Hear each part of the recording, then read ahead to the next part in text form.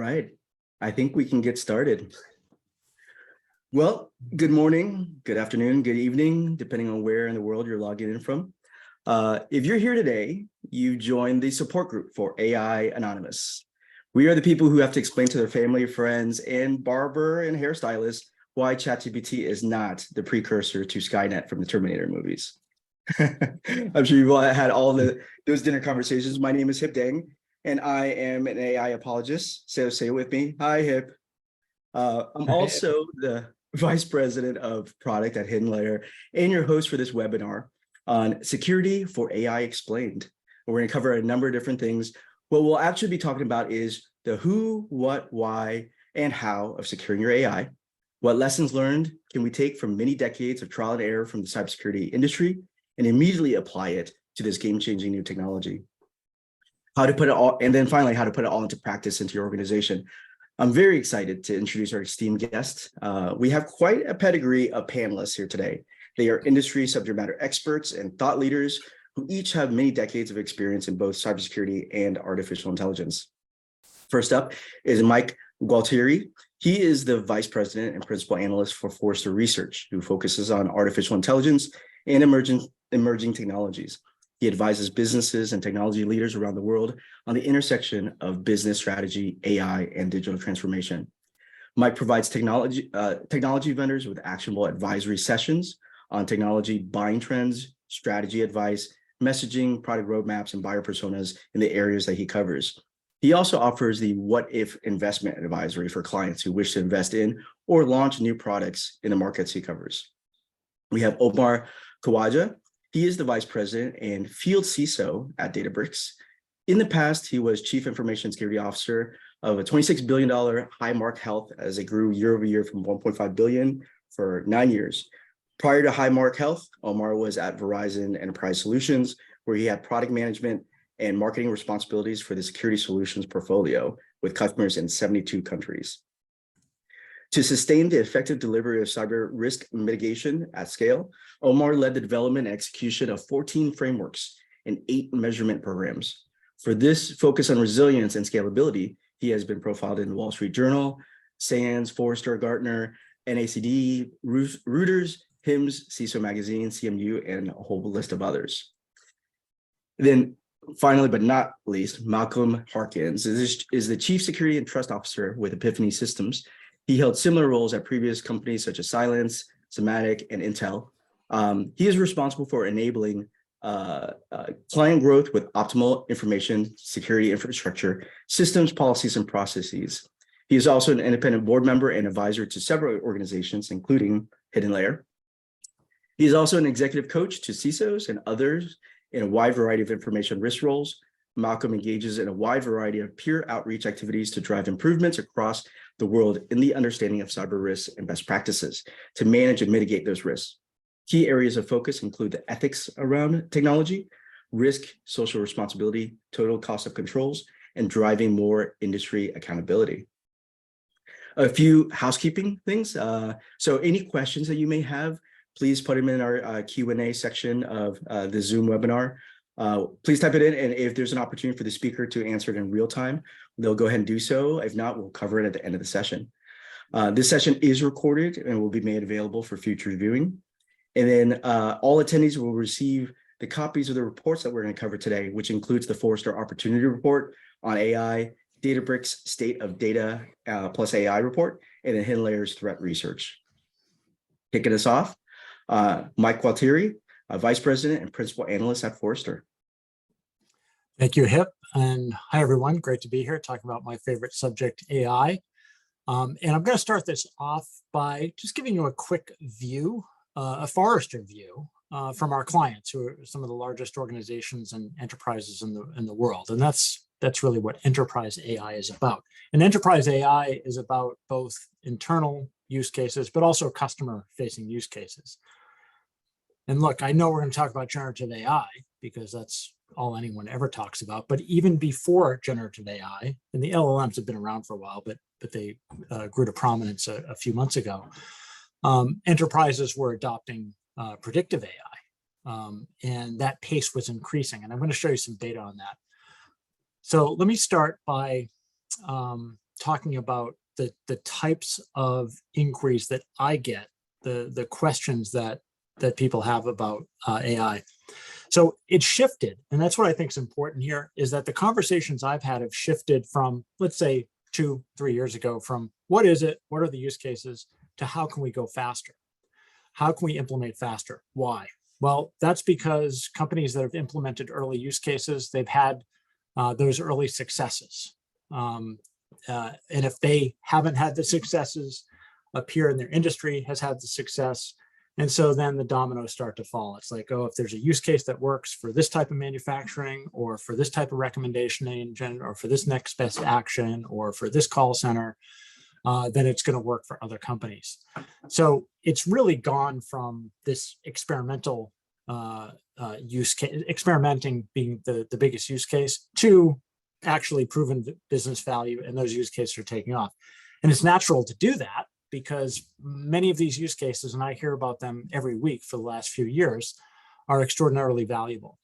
And we've been tracking the adoption of enterprise AI since 2016. We've been asking the same question. I don't have all the questions there, but it started in 2016, like in the low 40% who said, yes, we're doing something. And we don't define it. We don't ask them what it is. We do in other questions. But you can see how it's accelerated even from 2020 to 2022. And we estimate that nearly 100% of all enterprises will say yes to this question in the next couple of years.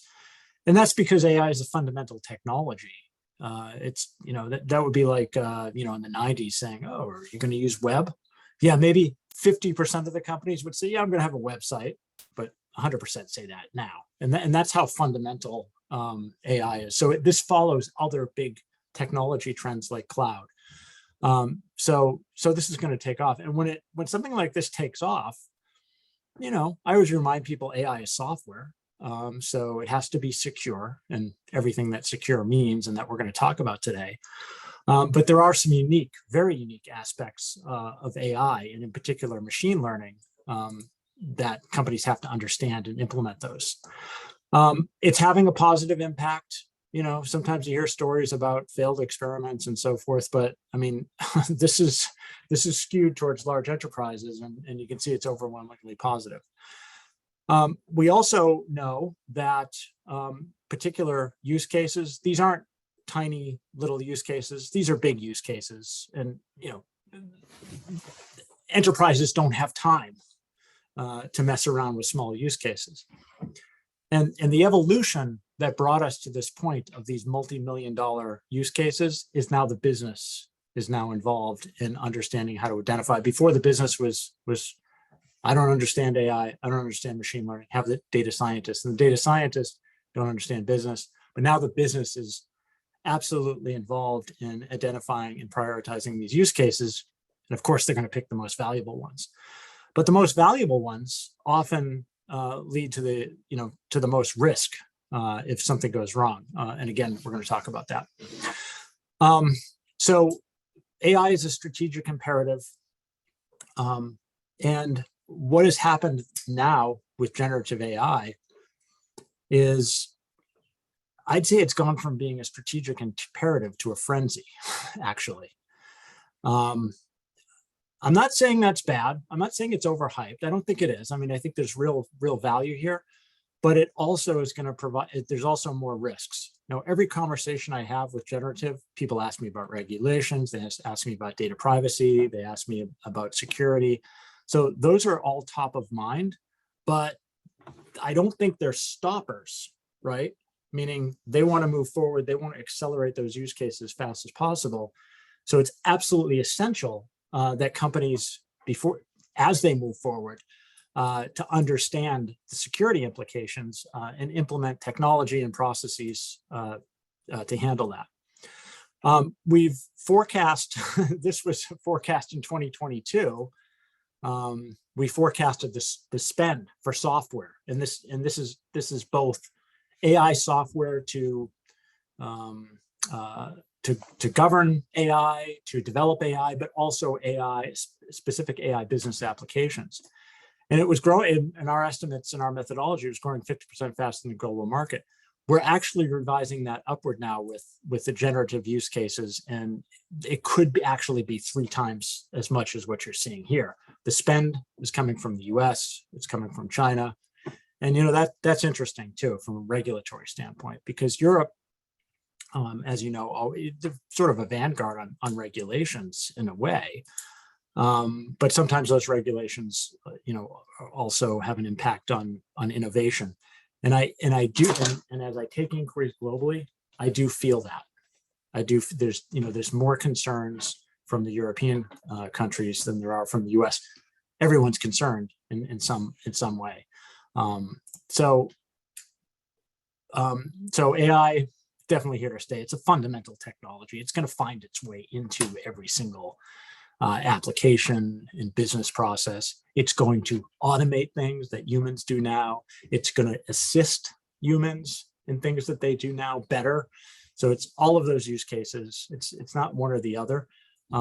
It's certainly not the end of the world. But Hip, I think that would be fun though. Why should we try to assuage people's fears at the dinner table? Why don't we just, actually juice it up there a bit for fun? But no, actually, we should get serious and tell them how it's really working. Now, I love when we actually field real data. And this is from February 2023. This is HiddenLayer data. It's a survey we fielded on behalf of them to find out how people are actually thinking about machine learning and security. Machine learning, of course, are the fundamental technology to build AI solutions. I mean, of course, we want to ask them and confirm that they're still all in with AI. And you can see here in the next 18 months how important are the projects across business operations, customer experience, revenue. Very important, right, to the company. So just recent confirmation that these use cases across the board are still important to companies. This is, I think, super interesting too, because you say, well, who's responsible for model integrity and security? And model integrity, of course, is that, it's a lot of things, but is that model behaving as expected? Is it not harming us? Is it not harming customers? Is it not harming partners? And is it secure? And guess who the respondents say is responsible? IT ops, right? Because IT ops is responsible when things go wrong. And oftentimes a development group actually complains about, but the reason they're complaining that IT ops is so stringent is because IT ops is going to get the blame, right? And it looks like even for AI, this is not data scientists. That's low on the list, right? And so this makes sense. And this is actually IT ops and security professionals. That's where the responsibility for this should lie. And, I cover the market for tools like to build machine learning models, AI platforms, sorely lacking in tools for security and model integrity. Why? Because those products are driven not by the needs of security professionals, they're driven by the needs of data scientists. And the scope of data scientists is so incredibly narrow, important, but it's very narrow on analyzing the data to build the model. They don't understand the impact of that model and the threats that model is subject to in the real world. So we also ask them, of course, how they're addressing these threats. And I won't go through all of this, but you can see insider threats, adversarial, theft, lack, zero trust control. So, there's a fair amount of people who respond in manual processes. And you know what? Nothing wrong with that if you're doing one or two, a onesie, twosie. But we know companies want to scale this up, and scaling it up means more use cases and more complicated use cases. Ask someone their use case. Oh, yes, I have a model to do this. But when that gets more sophisticated, there's a single AI use case that has 2 or 3 models interacting. And now you just sort of exponentially multiplied what could go wrong. You increase the threat surface, et cetera, et cetera. So all of these things are important, but a lot of people are doing it manually. We think there's a huge market for just like cyber and software. There's a huge market for model integrity, and companies are going to need technology solutions to manage the security of those models across all the platforms they use, because there's so much innovation that they're not going to standardize on one platform. Oh, they're going to do reinforcement learning here. They're going to do some generative here. They're going to do some predictive AI here. They have a bunch of people who are skilled in Python, so they're using Jupyter notebooks there. So the one common thread that has to happen to make production smooth and keep risk low is to have a single platform to manage those risks across whatever models and applications. And so when we the point of that last slide is, where do you want this to run, right? And it has to run on a combination of places: on-prem, private cloud, public cloud. And then finally, we asked, what are the benefits of having a technology solution to manage this? And remember, the IT ops, the security professionals, the role that manage this. And you can see here, what those benefits are. And they really, they align well, or they align exactly with what security professionals would say. But if you ask data scientists the same questions, they might not even, understand what a zero-day attack would mean or look like. They probably understand data poisoning and some other things we haven't quite listed here, but this is a separate and important discipline. So with that, I am going to turn this over to Omar. Omar?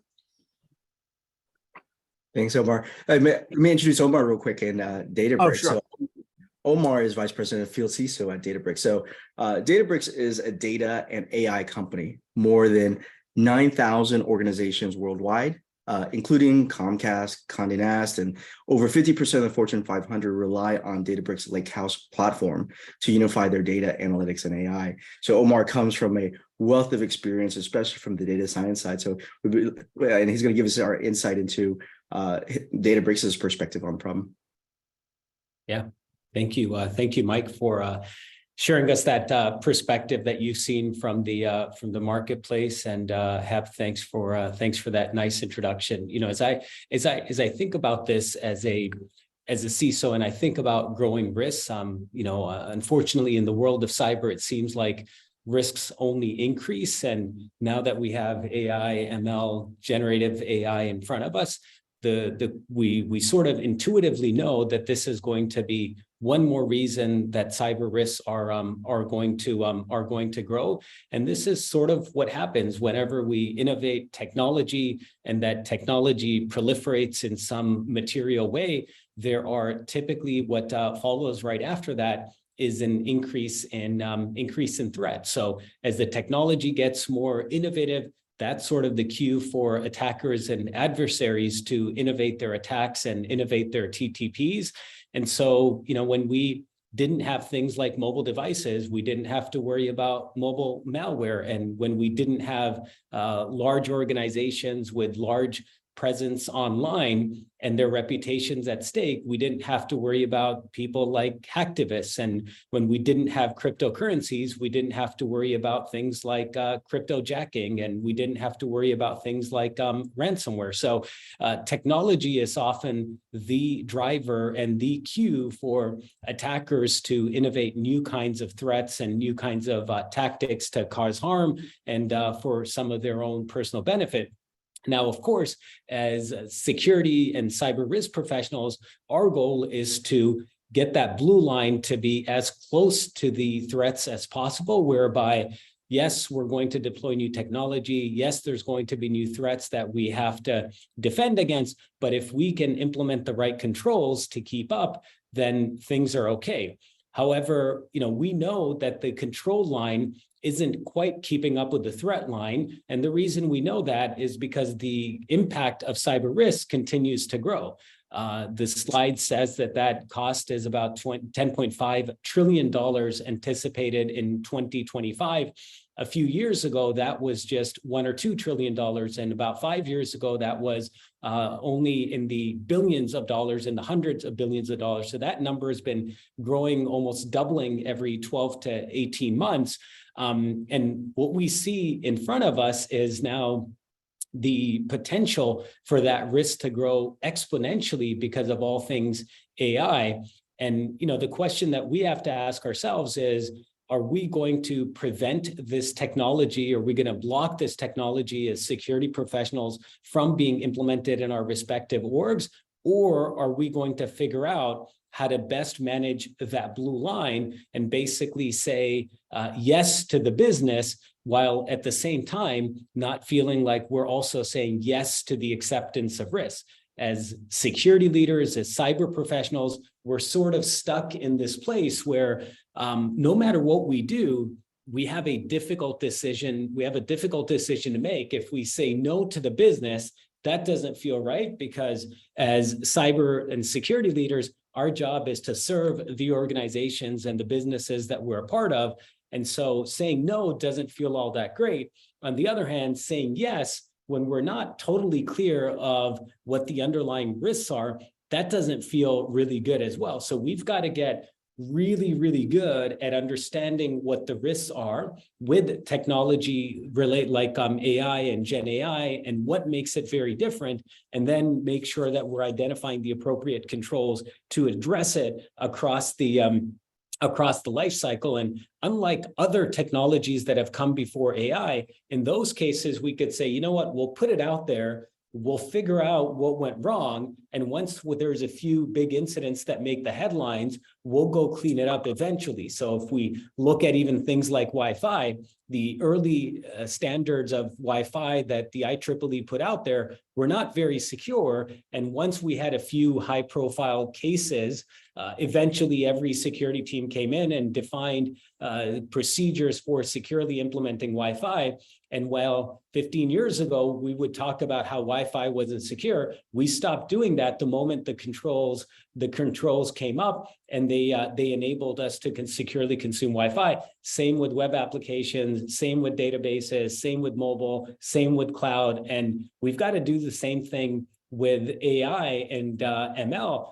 The only thing is we just don't have that much time. We don't have the luxury of time to wait to figure this out. And we've got to get to this way faster, because the damage and the harm that can be caused if we don't get this right is significantly greater than it has been with any other previous technology that we've experienced over the last 20 or 30 years. So with that, I'm going to turn it over to Malcolm to help us think about, if you have use cases for AI, ML in your environment, what are some of the ways that you think through it, and how do you, instead of feeling like you've got to swallow the whole elephant, how do you make it specific to your environment, to your use case, and figure out how to more securely consume AI and ML? Thanks, Omar. I started my career in finance, so there's a concept in finance around materiality, which is something that the shareholders, the board, the CEO, and the executives understand. It's something that could affect the balance sheet, revenue, net income, margin in a way that would affect, in a substantial way, the value of the company or the financial line items in accounting of the company. And with that in mind, and being a former finance person, when I started running security back at Intel in late 2001, when Andy Grove was still running Intel, I set in path for the entire organization a design goal: no significant or material events. That was the primary directive, the first principle for managing cyber risk. Now, fast forward the clock the couple decades, and we've got the SEC now coming out with proposed rules for publicly traded companies around materiality, and needing to report material cyber events, needing to stay on top of material risk that is generated by cyber. And I wrote a paper a few weeks ago that was published by the Institute of Critical Infrastructure Technology, where I'm a fellow, to kind of explain it, because I've found a lot of technology professionals, a lot of cybersecurity professionals don't understand materiality in that financial side, and a lot of business folks don't understand cyber risk and how to relate to materiality. So that was a bit of a background. Let me explain this diagram, then we'll go into some use cases. On the types of impact, I think there's what I was talking about in terms of material impact to the financials. That impacts primarily shareholders. Now, up from that, you've got potential material impact to customers. Those are all those supply chain risk issues that we talk about, where somebody, again, might be disrupted or impacted in some way because of the products and services that you provide. if they're affected in some way. Then there's a broader implication, which I'll call a societal implication. Probably one of the most obvious ones, you just think in cyber risk in general, think of the Colonial Pipeline issue back a few years ago. That had a societal impact on the Eastern Seaboard and their ability to produce gas and get it out there. Or think of something like the Equifax breach a few years ago that affected hundreds of millions of people. Again, those are societal impacts. Now, the typical CIA, confidentiality, integrity, and availability, I've got along the bottom, but I've reoriented because the availability component is probably the primary one that a lot of people focus on because it disrupts revenue. And that is obviously materially impacting, first and foremost. Confidentiality, obviously we understand the loss of intellectual property or the privacy implications that would have some compliance side of things. But the thing that a lot of people miss and don't really focus on is really the integrity of the systems and the data, and again, the implications of that. Now, there's also some things that I'll call temporal distortions, because business processes have a temporal aspect to them, like payroll, right? When it runs, it has to run, otherwise you have material impact. So there's these three dimensions that we have to think about in terms of materiality of cyber risk. Now, when you start thinking about it in terms of artificial intelligence and machine learning, again, there's specific use cases. Mike already mentioned with the Forrester data that this is mission critical.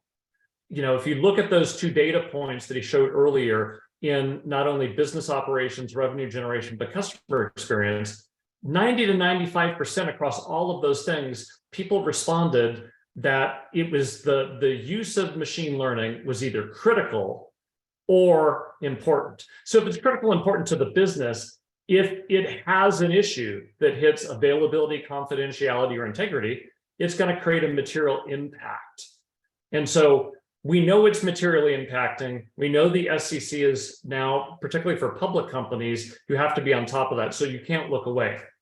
Now let's look at some examples. There's examples from MITRE Atlas. If those who not familiar with it, it's a great thing to go look at in terms of again, MITRE frameworks, and start using it to think about it as it relates to AI and ML.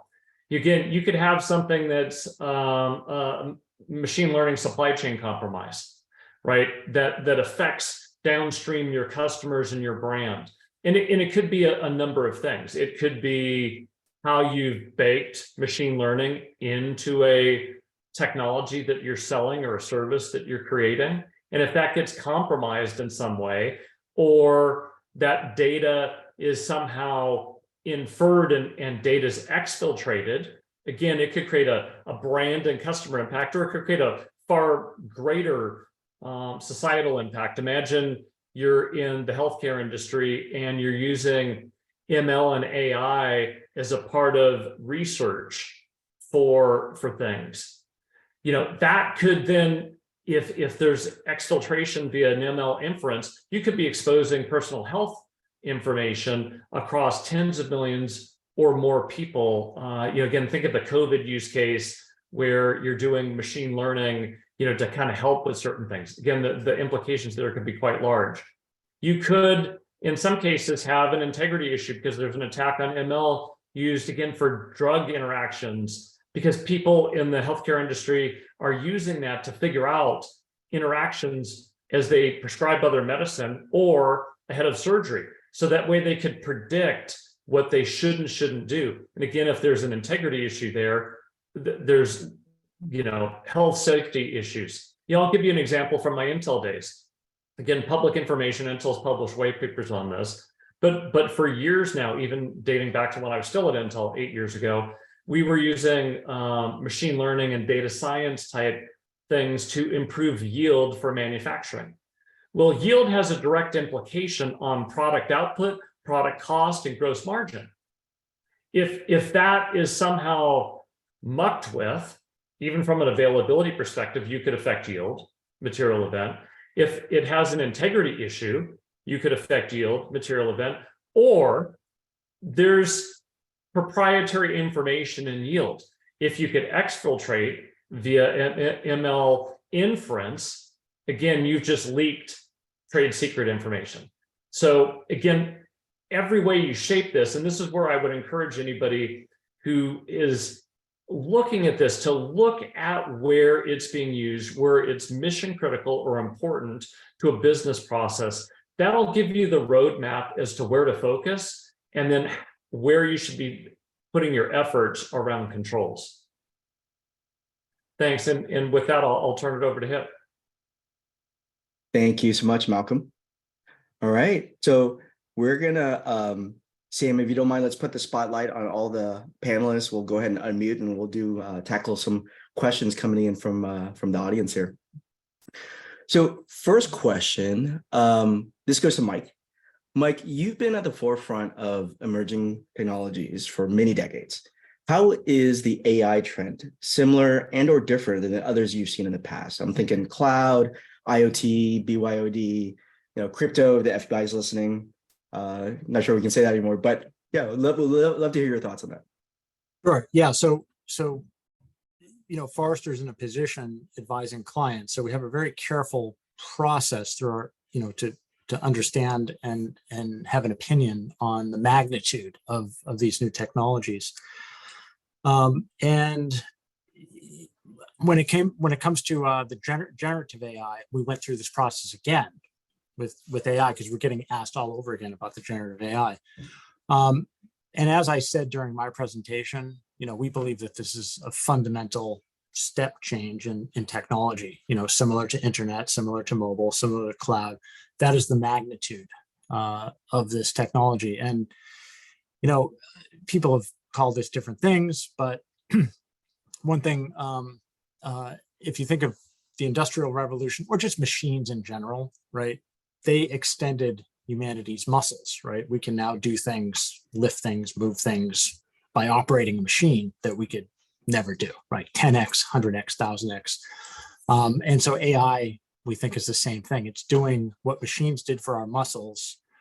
AI is doing for our mind. So this is a fundamental technology, and enterprises around the world are going to first include AI into their existing applications, and then fundamentally start to create new processes and new applications that are all AI based. Great, thank you, Mike. All right, next question coming in. I'm going to tackle this one, but I'll also open it up to our panelists as well. What type of ML attacks are probably going to see first exploited in the wild? Data poisoning, membership inference, model evasion, or something totally different? Well, actually, I think that question, I'll tackle it first. We've actually, and this actually goes to the genesis of our company, HiddenLayer. So our three co-founders, Tito Sestito, James Ballard, and Tanner Burns, and many of us on the team currently, we came from a former company called Cylance. And Cylance was actually the first cybersecurity company to apply machine learning to the antivirus problem. And if for those of you who are familiar with it, with Cylance, they created a machine learning model that trained on all the malware that we had known up to that point, and also clean files, right? And so the machine learning basically parsed through all the different malware, picked which features were statistically significant that represented the whole body of malware. And that way it allowed it to be predictive. So a brand new file that no one had ever seen before gets dropped onto a device. The Cylance ML model could identify it as malicious and proactively stop it from executing and quarantine it, right? But what happened was, there was in 2019, there was a security research that was published that actually bypassed Cylance's machine learning model. And what the researcher did was they determined that there were some strings that were heavily weighted in the ML model from Cylance, and they discovered that they could append those strings to malware that was previously detected, causing a bypass of Cylance's model. Well, our founding team was part of that response team during that time. And it took many months to figure out what was going on, to come up with a plan to harden the next generation of attack. And it took, if you did the calculation, it would probably cost, tens of millions of dollars in terms of person efforts on that. And that back then we didn't know what it was called. Today we call it an inference attack.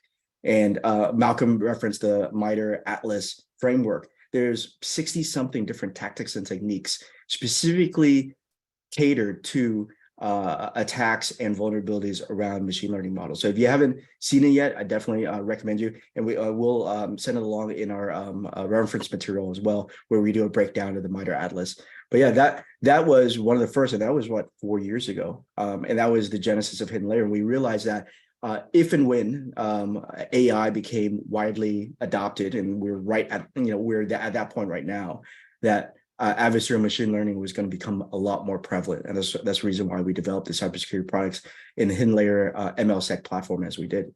But I wanted to open up to the panelists. Any thoughts on that? Yeah, I can take a stab at it. I think that's a really good question. If this was a less pervasive and less ubiquitous technology, I would have probably picked a type of attack and said, we should worry about this. But given how quickly it's being deployed and the number of use cases it's being deployed on and across verticals, it's really hard to say it's going to be a particular type of attack or another. And if you look at the Atlas taxonomy, if you do a threat model in your environment for your particular use case, the question that you often start with is, what is it that we're protecting? What is the harm that we want to prevent? And what is it that some adversary may be motivated by? And if you look at a picture like the one that's before us, it may be that they want to get access to the training data, or maybe and that could be a confidentiality attack on the training data, or it may be that they want to poison the training data so as to change the output from the model. So that could be an integrity attack. It could be that they want access to the model because there's something proprietary and the secret sauce around that. It may be that they want to alter the outputs coming out. And so you really have to go through a threat model to say which of those is most likely. The reality is, given the newness of these models and how quickly they're being deployed, it's going to be very likely that there are some fraction of models that are being deployed in production environments that are being done so insecurely. And so chances of there being attacks across the entire life cycle, across the entire ML ops life cycle is pretty high. And in the wild, we've pretty much seen all of those attacks already. And as Hep mentioned, the MITRE Atlas does a really, really good job of listing out what those different attacks are. And if you go to atlas.mitre.org, you'll even see case studies of every single attack type. So these aren't really fictitious. These are ones that have actually been seen in the wild. Yeah, and let me bring it back to the materiality thing. And I think Omar's spot on in terms of the way to look at it. But I think you have to look at it in the context of what you're doing with it. If you're in the food and beverage industry and you're using machine learning and artificial intelligence for food safety data and using that to leverage to make the efficacy of that data better and reduce people getting food poisoning in your restaurant chain, well, guess what? If you're an animal rights whack job activist and you want to save 10,000 cows tomorrow and you can play with that model and affect the integrity of that data, well, guess what? Yeah, I might cause people to be sick, but I might save cows. So that's one use case that you might go, okay, that's a critical use case. If I'm running the World Trade Center in New York, and I'm using artificial intelligence and machine learning for climate control and elevator movements to predict when people walk out of a door and send the elevator before they get to the button. And again, I play with the timing of that. What's the difference between that and a ransomware event if people can't move around the building, right? I could ransom it by playing with that machine learning model. So I think, again, the context of where you're using it, in addition to the context of how it will create material impact, will give you the best likelihood of figuring out what type of attack would create the impact that would hurt you, that would advantage what the attacker's motivations are. Thank you, Malcolm. Thank you, Omar. Next question. Generative AI has shattered Moore's law. What are your biggest concerns from a bad actor perspective?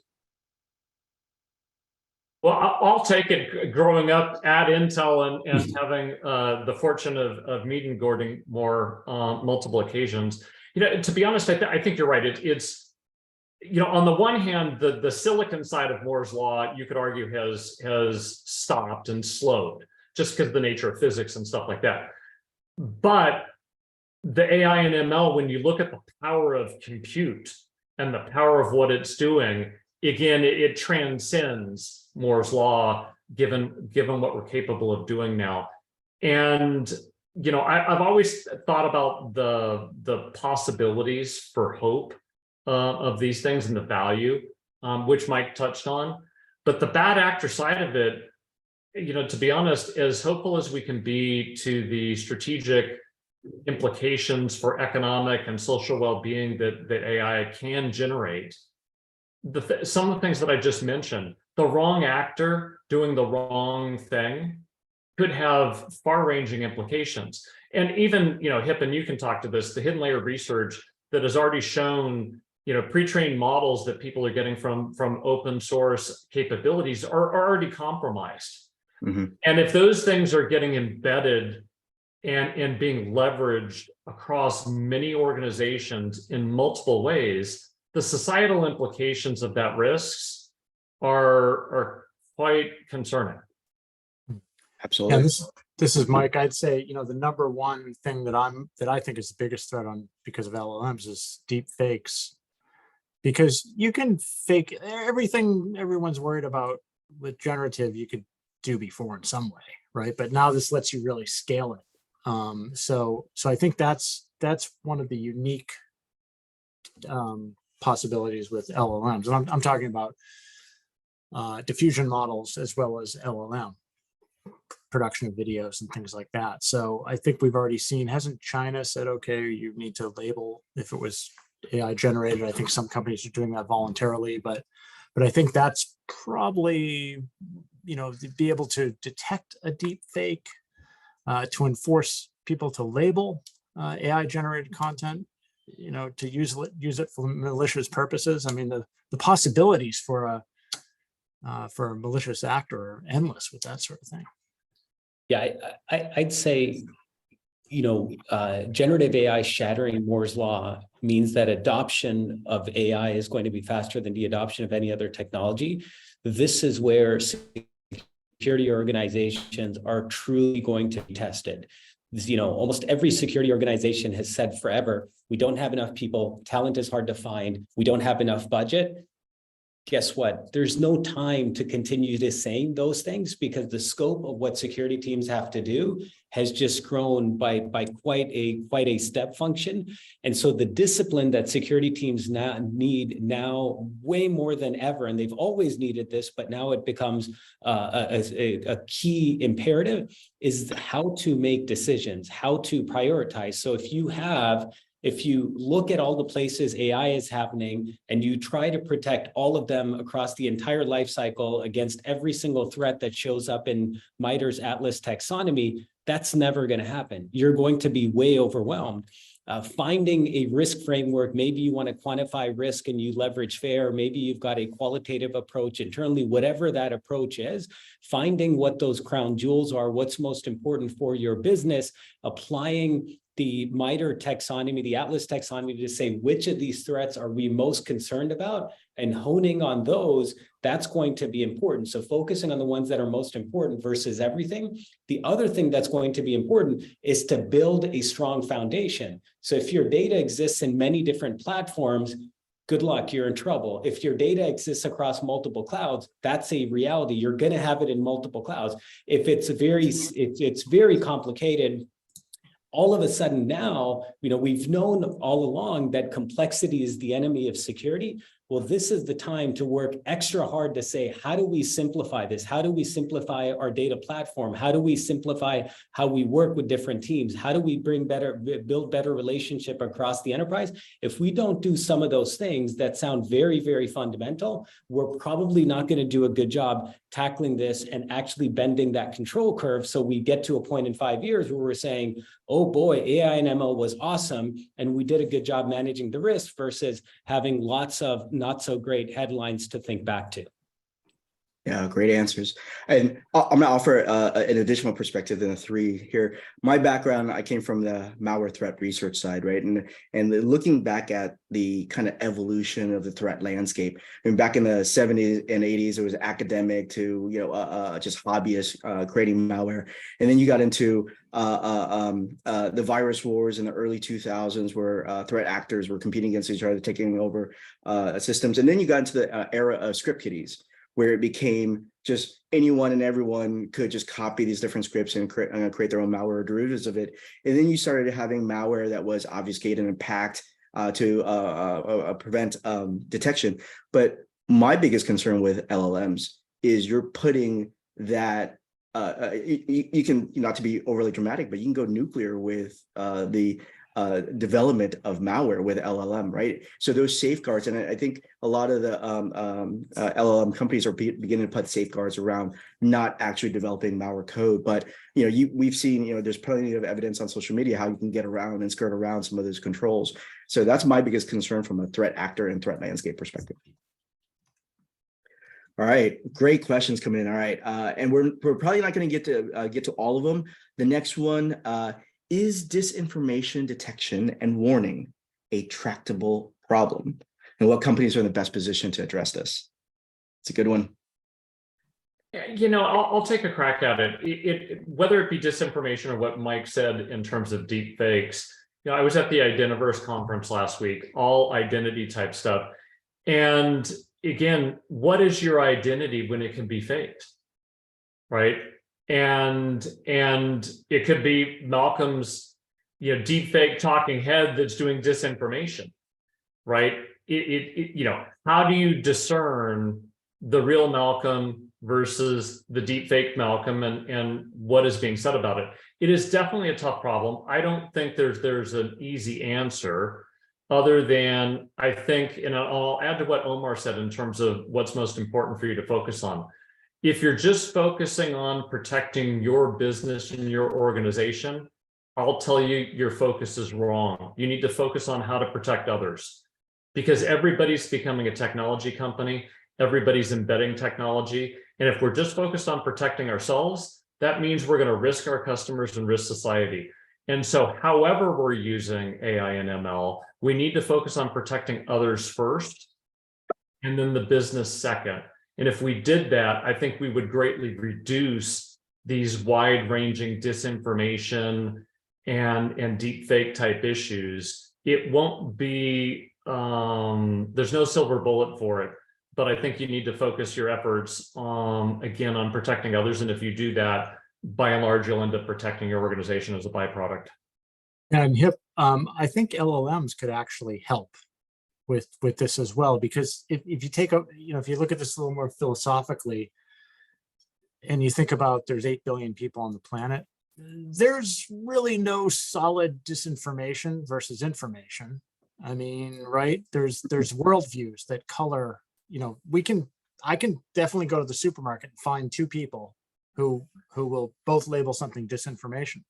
Mm-hmm. But what we could possibly do is train models that conform to a certain worldview, a belief, right? And so maybe we can detect statements and things that are aligned with any of the tens of thousands of worldviews that people may have. Because I actually think that the detection of disinformation is a threat in itself. When that bar gets lower and lower and lower, and it just becomes what someone doesn't believe in. Yeah, and Mike, to your point, from a societal perspective, when you're making decisions and stuff like that, I think as a broad society, people tend to seek data to affirm their point of view rather than seeking data to inform their point of view. And the biggest way to not fall into that trap, to be persuaded by disinformation that will further polarize things, is always look for a diversity of information and always look for information to inform a point of view versus affirm a point of view. And if we practice that in our decision making, I think we'd be less susceptible to the disinformation campaigns. Great. All right, Omar, this question is for you. Databricks is a trusted platform for practically all the data scientists in the world. And you've decided Databricks and HiddenLayer have partnered on this endeavor to secure AI. From your perspective, and Mike also showed some results of the poll, and would love to get your thoughts and perspectives on it. Whose responsibility is it to ensure the security of AI? Is it the chief data officer? Is it the CISO or someone else within an organization? Yeah, if I had to pick a organization that was ultimately responsible, it would have to be the security organization, just because they've got security in their name, so they are responsible for security. Now, to be clear, that does not mean they have a monopoly on making sure that everything is secured. That means they've got ultimate responsibility. A good chunk of it, they likely do need to delegate to the technology teams. To some extent, they would need to delegate some of that to the CDO organization as well, but ultimately they need to be the ones that are deciding who is going to do what part of it. If they decide to do it all by themselves in a vacuum, it will very, very unlikely succeed. If they do a good job of carefully and deliberately partnering with the IT team and with the CDO's team, it's going to be destined for success. The reality is, in many ways, the data organizations understand ML and AI well, and they may have been engaged in ML and data and AI and been doing experiments for 2, 3, 4, 5 years, and the security team is still coming up to speed on it. So if they go in with the hubris that they know how to protect this, we're going to be in trouble. However, if they go in with more of a partnering mentality to say, hey, data team, you understand this technology and how it works well, and you may even have thoughts on how it can go awry, well, let's partner together. And if we take that collaborative approach, I see us being very successful. Great, thank you, Omar. Malcolm, I'm going to do a quick humble brag here. Malcolm was just recently recognized as top chief security and trust officer by Cyber Defense magazine, and you're a mentor to many CISOs around the world. And from your perspective, what should every CISO be doing right now to prepare their team for the security implications of AI? Yeah, so and you know this, but for those that don't, I have a tagline, protect to enable, which kind of goes along the lines of what Mike and Omar were talking about. We can't stop the evolution of technology. So you can't say no, you have to enable it, but how do you protect to enable? I've long believed, and I think this is true in the AI and ML space, CISOs and their teams should always run to the riskiest things first and be a first adopter on the riskiest technologies things that are out there. Because if they're supposed to manage the risk, they have to be a first mover in utilizing it, to understand it, to then shape the path to manage the risk. So get moving, and if you're not leveraging it, go start playing with it and figuring out. 1. 2, assume AI and ML is already in use in your company. And you might say, well, we don't have data scientists. I don't care. It's embedded with technology you've bought from security vendors, from CRM vendors, from shipping logistics vendors. And I'll bet you it's in development. If you don't know, go to your HR department. I'm sure you'll find a job code for data scientists someplace, or data analytics, and people are already doing stuff in development, or they're using generative AI, open AI models, and that type of stuff. 3, figure out where it's in use. Get that understanding of the material impact. And then from there, focus your efforts. Get a policy in place, again, that protects to enable. You don't want to stop it, but you do need to shape the path. And then, frankly, once you've understood where it's in use, who's using it, where you've got data science teams, you got to deploy the appropriate controls and leverage technology to stay on top of this, because you won't scale unless you have an appropriate technical solution that, again, Mike already talked to, that spans across all the platforms and use cases. I love it. Thank you, gentlemen. We're going to wrap it up here. Perfect timing. Let me advance to the next slide. So all attendees, you will receive an email, a follow-up email with the reports and materials that our esteemed panelists talked about today. So there's the Forrester Opportunity Snapshot Report and the results data from that Mike presented. There's the data and AI, state of data and AI from Databricks, along with material from HiddenLayer about our products, our partnerships with Databricks and to protect it, and also a lot of the threat research that we've published as well. And then Omar, I'm not sure you want to talk to about this, but upcoming is the Data AI Summit by Databricks, and there's a lot of featured speakers coming in to that conference. Satya Nadella is going to be there. Eric Schmidt, former CEO of Google, is going to be there. This is probably the best lineup if you want to learn about anything data and AI. There's about 10,000 people that are going to be there in person in San Francisco. We're expecting probably upwards of 100,000 people showing up virtually. There's going to be some sessions on security, a lot of focus on LLM, a lot of focus on how you enable data and security teams to partner together, do the things that that they need to do. I'll share one stat with you from the data and AI report that was on the previous screen. The number of experiments that and machine learning experiments that are going from just being an experiment to being transitioned to production environments has vastly increased. A year ago, 1 in 5 AI experiments would move into production. As of January of this year, that number is 1 in 3. So back to Malcolm's point, and even what Mike was talking about 100% of organizations are soon going to be doing AI and ML. And we see that increase in velocity. More and more AI is now making it into production environments, and that significant change in just the past year. Great. Thank you, Omar. There's other questions that we unfortunately couldn't get to, so we'll do a follow-up to those the people who posed those questions. But there is one last question. To all the panelists, can we connect with the presenters on LinkedIn? Absolutely. Yeah, sure. Yeah. Knowing these folks, they're connectors, they're mentors, they're networkers. So I would be surprised if they said no. So please find them on LinkedIn, follow them. They publish all kinds of insightful posts on their profiles. So thank you, everyone. We are exactly on time. Thank you for everyone that joined, and we'll have more sessions like this in the future.